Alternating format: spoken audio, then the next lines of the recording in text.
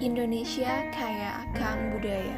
Negeri yang terbentang luas memiliki ribuan suku dengan masing-masing tradisi adatnya.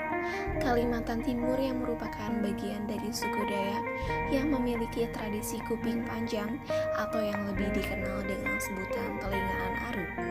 Telingaan aru merupakan tradisi memejangkan kuping yang diyakini perempuan suku Dayak sebagai simbol kecantikan.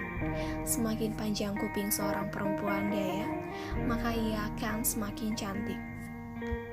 Telingaan aru itu adalah bahasa Dayaknya, tapi orang luar Dayak lebih mengenal dengan sebutan kuping panjang.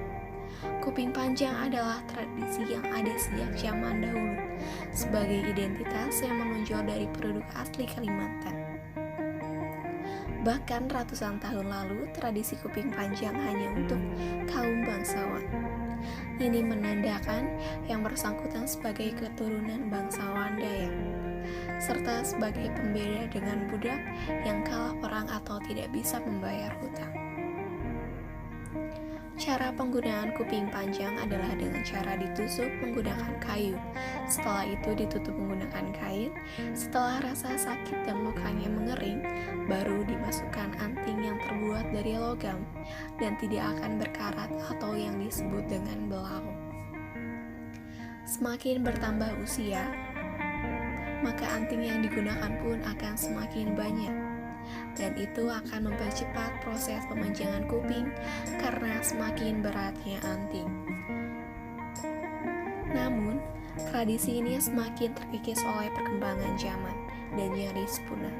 Dikutip dari tribuntravel.com, tradisi ini sudah tidak dilanjutkan oleh generasi baru dengan alasan sudah berganti menjadi zaman modern dan mereka merasa malu.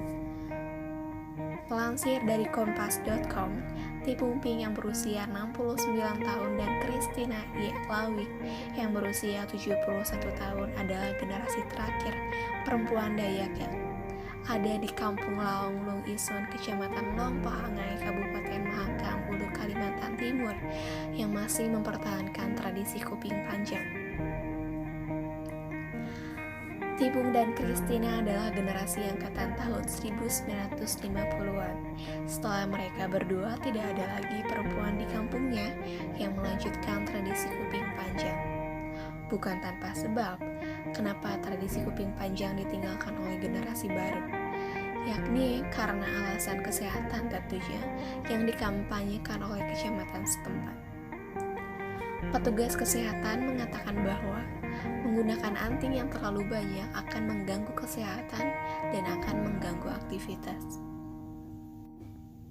Selain Christina, saat itu ada puluhan perempuan Dayak yang masih melakukan tradisi kuping panjang. Namun di era tahun 1970-an, penggunaan agar cuping kuping panjang semakin berkurang.